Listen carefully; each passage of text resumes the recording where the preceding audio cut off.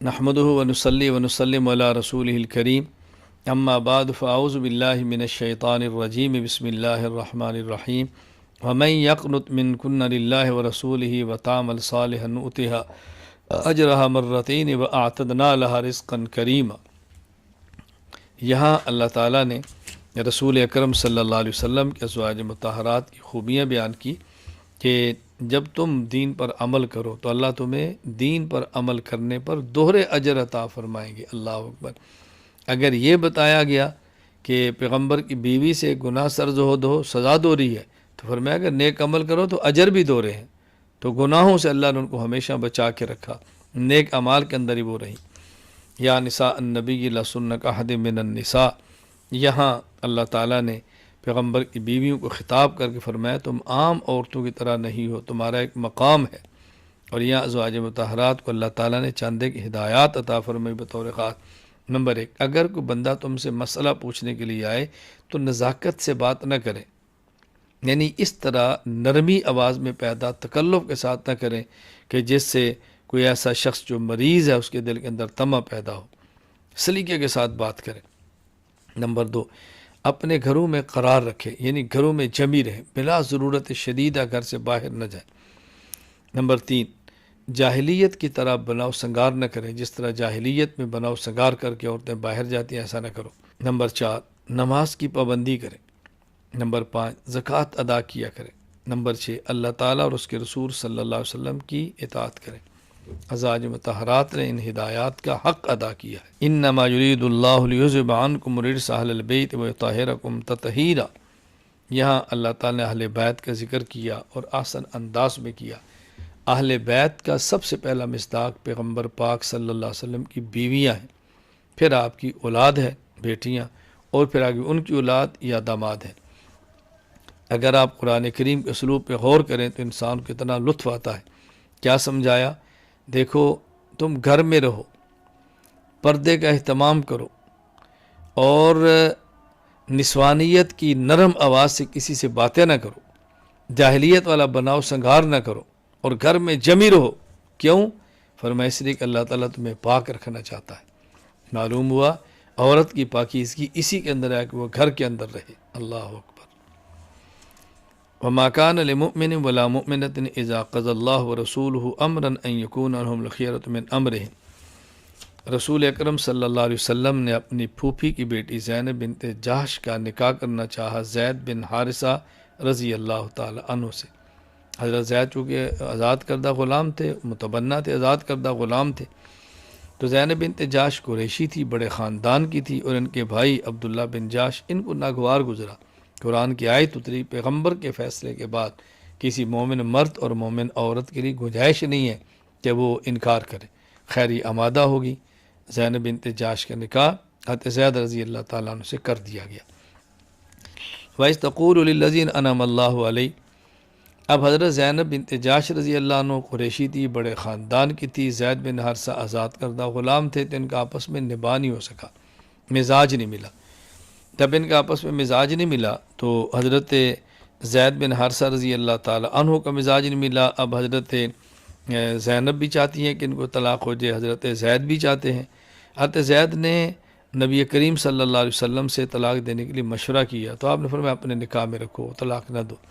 اور رسول اللہ صلی اللہ علیہ وسلم اب یہ چاہ رہے تھے کہ زید اگر طلاق دیں تو میں زینب سے نکاح کر لوں۔ کیوں؟ اس لیے کہ اب زینب بڑے خاندان کی عورت ہیں، قریشی ہیں، تو میرے نکاح سے اس کی دلجوئی ہو جائے گی۔ لیکن زید چونکہ متبنہ مبولہ بیٹا تھے، اور عرب میں مبولے بیٹے کی بیوی کے ساتھ نکاح کرنا عیب تھا، جرم تھا، حقیقی بہو سمجھا جاتا۔ اب اللہ تعالیٰ اس رسم بد کو مٹانا چاہتے تو اللہ نے فرمایا نہیں پیغمبر آپ ان سے نکاح کرو، اور لوگوں کی آپ پرواہ مت کرو، جو آپ کے دل میں اس کا اظہار کرو اور نکاح کرو۔ تو رسول اکرم صلی اللہ علیہ وسلم نے حضرت زینب کے ساتھ نکاح فرمایا، اور زینب کے نکاح بھی خود اللہ تعالیٰ نے آسمانوں پر کر دیا۔ حضرت زینب اس پر فخر فرمایا کرتی تھی کہ میں وہ عورت ہوں جس کا نکاح اللہ نے خود کروایا ہے۔ سبحان اللہ۔ حضرت زید کی یہ خصوصیت ہے کہ یہ واحد صحابی ہیں جن کا نام لے کر اللہ نے قرآن کریم میں ان کا تذکرہ فرمایا۔ وَلَٰكِن رسول اللہ وخاتم النبیین وکان اللہ بکل شیء علیما۔ حضور اکرم صلی اللہ علیہ وسلم نبی ہیں اور آخری نبی ہیں۔ آپ کی نبوت کو اور ختم نبوت کو ماننا ضروری ہے۔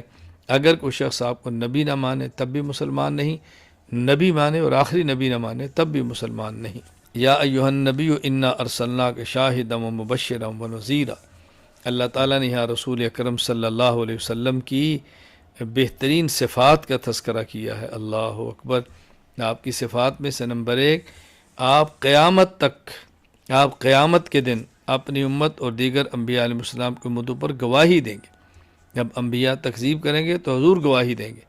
اور نمبر 2، نبی پاک صلی اللہ علیہ وسلم بشارت دینے والے ہیں۔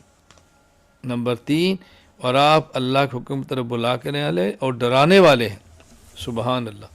اور رسول اکرم صلی اللہ علیہ وسلم امت کے لیے ایک چراغ اور سورج کی حیثیت رکھتے ہیں۔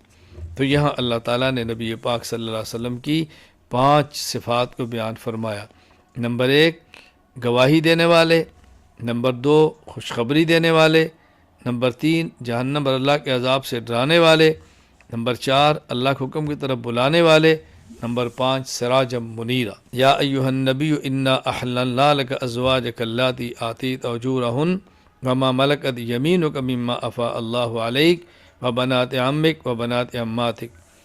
اللہ تعالیٰ نے رسول اکرم صلی اللہ علیہ وسلم کی یا خصوصیات بیان فرمائی ہیں۔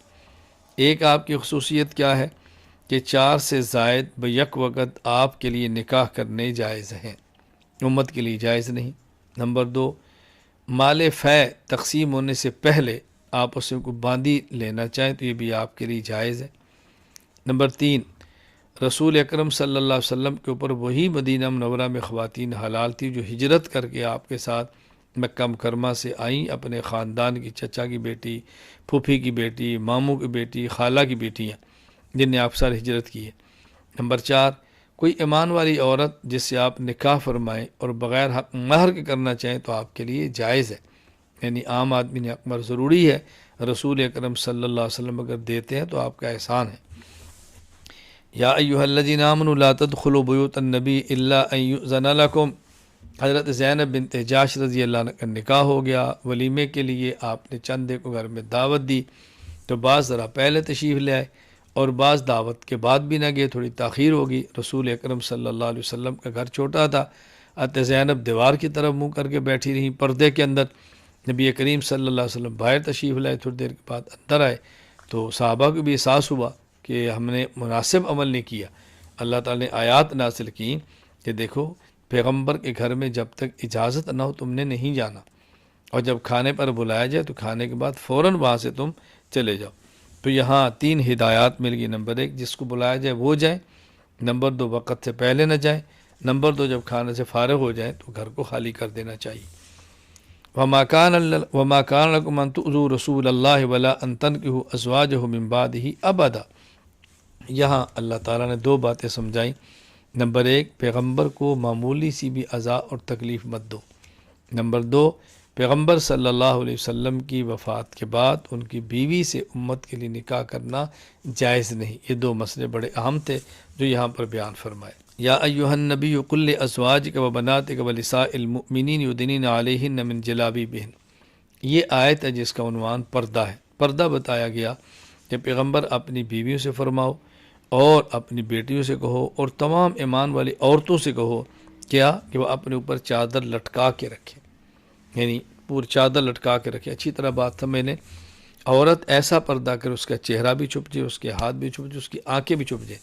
عرب کے اندر اس کا طریقہ کیا تھا، ایک موٹی چادر یوں اوپر لے جاتی، آگے سے لٹک گئی، اور اس کے درمیان جو 2 پلو آپس میں ملتے ہیں اس میں ایک تھوڑی سی جگہ ہوتی جس میں وہ دیکھا کرتی، تو چہرہ بھی چھپ جاتا، ہاتھ بھی اندر چھپتے۔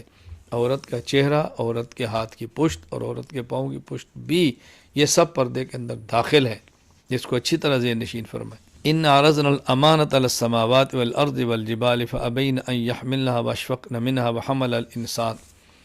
اللہ تعالیٰ نے آسمان و زمین اور پہاڑوں پر اپنی امانت کو پیش کیا۔ امانت کا معنی کہ احکام شریعت ہم تمہیں دیتے ہیں، تم اپنے اختیار سے عمل کرو گے تو جنت، اپنے اختیار سے عمل نہیں کرو گے تو جہنم۔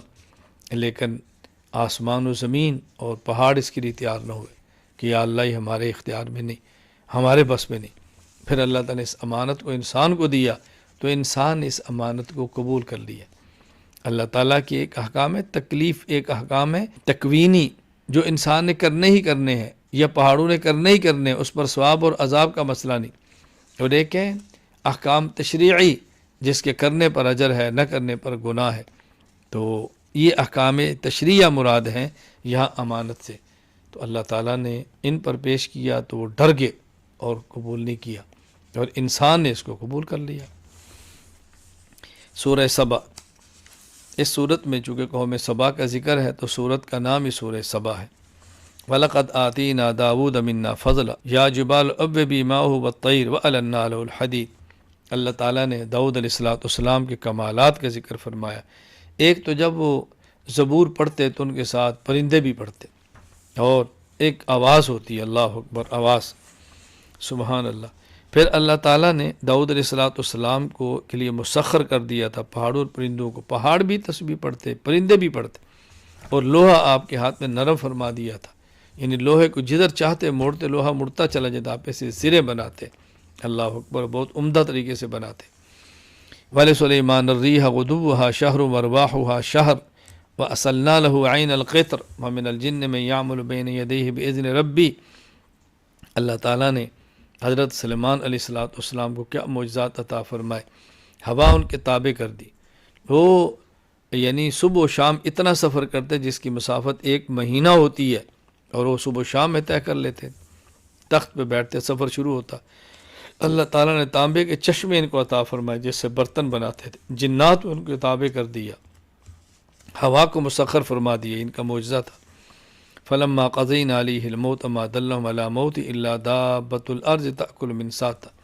حضرت سلیمان علیہ السلام نے مسجد اقصی کی تعمیر کا حکم دیا، جنات نے تعمیر شروع کر دی، ان کی موت کا وقت آ گیا تو آپ ایک عصا اپنی لاٹھی کے اوپر ٹیک لگا کے کھڑے ہو گئے، ملک الموت نے قبض فرما لی، کیونکہ نبی تھے، اور جنات یہی سمجھتے رہے کہ آپ زندہ نگرانی فرما رہے۔ پورا سال گزر گیا، ادھر سے مسجد اقصی کی تعمیر مکمل ہوگی، ان کی موت کا وقت آ گیا، ادھر سے مسجد اقصی کی تعمیر مکمل ہوگی، اللہ نے چونڈی کو حکم دیا، اس نے لکڑی کو کھایا جو عصا تھا، تو آپ گرے، تو جنات کو پتہ چلو ہم تو 1 سال سے کام کر رہے تھے۔ یہاں یہ بتانا مقصود ہے کہ جنات بھی عالم الغیب نہیں ہیں۔ لقد کان لسبأ فی مسکنہم آیہ، قوم سبا کے رہنے کی جگہ میں اللہ نے برکت عطا فرمائی تھی۔ ملک یمن کے دارالحکومت کا نام صنعاء ہے، اس سے 3 منزل کے فاصلے پر ایک شہر تھا، معارب، بہت خوبصورت جگہ تھی، ان کی سڑکوں کے دونوں طرف پھلدار درخت تھے اور دور تک جاتے، انہیں پہاڑوں کے درمیان ایک وادی میں شہر آباد کیا ہوا تھا، اور ایک مضبوط انہوں نے ڈیم بنا رکھا تھا، پانی کا ذخیرہ تھا۔ جب ان لوگوں نے اللہ کی نعمت کی نہ قدری کی نہ شکری کی تو اللہ تعالیٰ نے چوہوں کو بھیجا جن نے بند کو توڑا، اس بند کا ٹوٹنا تھا کہ پوری بستی کو پھر یہ بہا کے لے گیا۔ اللہ اکبر، ہمیں بھی اللہ تعالیٰ کی نعمت کی قدر کرنی چاہیے، نہ شکری سے بچنا چاہیے۔ قُلْ إِنَّمَا أَعِظُكُمْ بِوَاحِدَةٍ أَن تَقُومُوا لِلَّهِ مَثْنَىٰ وَفُرَادَىٰ ثُمَّ تَتَفَكَّرُوا مَا بِصَاحِبِكُم مِّن جِنَّةٍ۔ نبی کریم صلی اللہ علیہ وسلم کو یہ لوگ مجنون کہتے، الیاذ باللہ۔ نبی پاک صلی اللہ علیہ وسلم فرمایا کہ دیکھو میں تمہیں سمجھاتا ہوں، تم اچھی طرح خیال کرو، میں تمہارے اندر 40 سال تک رہا ہوں، تم میری پوری زندگی سے واقف ہو، تم نے اتار چڑھاؤ سب دیکھے ہیں، بچپن سے لے کر اب تک سارے حالات ہونے کے باوجود پھر تم یہی بات کہتے ہو مجنون ہے۔ تعصب اور ضد کو چھوڑو اور میری بات کو سمجھو۔ سورۃ الفاتر، کیونکہ سورت کے شروع میں ہے الحمدللہ فاطر السماوات والارض، لفظ فاتر آیا، اسی کی مناسبت سے سورت کا نام بھی سورۃ الفاتر ہے۔ الحمدللہ فاطر السماوات والارض جاعل الملائکۃ رسلا اولی اجنحۃ مثنی وثلاث ورباع۔ اللہ تعالیٰ نے فرشتوں کو اپنا قاصد بنا کے بھیجا ہے، یعنی اللہ تعالیٰ اور اللہ تعالیٰ کے رسول کے درمیان فرشتے واسطہ ہوتے ہیں، کسی فرشتے کے 2 پر ہیں، کسی فرشتے کے 3 پر ہیں، کسی کے 4 پر ہیں۔ اس کا معنی نہیں کہ اس سے زائد نہیں، بلکہ اس سے زائد بھی ہے۔ ایک روایت کے مطابق حضرت جبرائیل امین کے پر 600 ہیں۔ اللہ اکبر، کتنے بڑے ہیں، 2 پروں کو پھیلا دیں تو مشرق و مغرب اس کے اندر سمٹ جائے۔ الیہ یصعد الکلم الطیب والعمل الصالح یرفع، پاک کلمات سے مراد کلمہ توحید ہے، کلمہ توحید بھی اللہ قبول فرماتے ہیں اور نیک اعمال بھی اللہ تعالیٰ قبول فرماتے ہیں۔ اوپر جانے کا مطلب یہ ہے کہ اللہ تعالیٰ کے دربار میں ان اعمال کو قبولیت مل جاتی ہے۔ ثم اورثنا الکتاب الذین اصطفینا من عبادنا، یہاں اللہ تعالیٰ فرماتا ہے کہ ہم نے کتاب کا وارث مؤمنین کو بلایا ہے، ہم نے مومنین کا انتخاب کیا، ان کو کتاب کا وارث بنایا۔ پھر مومن ان کی 3 قسمیں ہیں، ان میں بعض ظالم ہے، بعض مقتصد ہیں اور بعض سابق بالخیرات ہے۔ ظالم کون ہے؟ جو نیکیاں کرتے ہیں اور گناہ بھی کرتے ہیں، یہ ظالم ہے۔ اور مقتصد درمیانے معتدل کون ہیں؟ جو نیک اعمال کرتے ہیں، فرائض واجبات، لیکن سنن مستحبات میں کوتاہی کرتے ہیں۔ نمبر 3 سابق بالخیرات، وہ ہے کہ جو فرائض واجبات کا بھی اہتمام کرتے ہیں اور مستحبات کا بھی خیال کرتے ہیں۔ اسی ترتیب سے جنت میں درجات ہوں گے۔ وَلَوْ يُؤَاخِذُ اللَّهُ النَّاسَ بِمَا كَسَبُوا مَا تَرَكَ عَلَىٰ ظَهْرِهَا مِن دَابَّةٍ، اللہ تعالیٰ اگر اعمال کفریہ کی وجہ سے دنیا میں کسی کو سزا دے تو اللہ فرماتے ہیں ہم جانوروں کو بھی زندہ نہ چھوڑیں، کیونکہ جانور تو انسان کے فائدے کے لیے، جب جانور انسان ہی کو نہیں رکھنا تو جانور کو زمین پر رکھ کر کیا کریں گے۔ سورہ یاسین، اس سورت کے شروع میں ہے یاسین والقرآن الحکیم، اسی مناسبت سے سورت کا نام سورہ یاسین ہے۔ یاسین والقرآن الحکیم انک لمن المرسلین، یہ آیت رسول اکرم صلی اللہ علیہ وسلم کی نبوت پر نص قطعی ہے کہ اللہ تعالیٰ اپنے نبی کو خطاب فرماتے ہیں اور قرآن کی قسم اٹھا کر فرماتے ہیں کہ اے میرے پیغمبر آپ اللہ کے رسول ہیں۔ وَضْرِبْ لَهُمْ مَثَلًا أَصْحَابَ الْقَرْيَةِ إِذْ جَاءَهَا الْمُرْسَلُونَ، اللہ تعالیٰ فرماتے ہیں اس بستی کو یاد کرو، اس بستی کو پیغمبر ان کے سامنے واقعہ بیان کرو جب 3 رسول وہاں پر آئے، پہلے 2 نبی آئے اور تیسرے نے اس کی تائید کی۔ ان کے نام کیا تھے؟ ایک روایات میں ہے کہ ایک کا نام صادق کا تھا، ایک کا نام صدوق کا اور ایک کا نام شمعون تھا۔ پہلے اللہ نے 2 رسولوں کو بھیجا، جب ان کی امت نے ان کی تکذیب کی، جھٹلایا، تو اللہ نے پھر تیسرا ان کی تائید کے لیے بھیجا۔ وجاء من اقصى المدینہ رجل یسعى قال یا قوم اتبعوا المرسلین، یہ آدمی ان کا نام تھا حبیب بن اسماعیل نجار، حبیب نجار، بڑائی کا کام کرتے تھے۔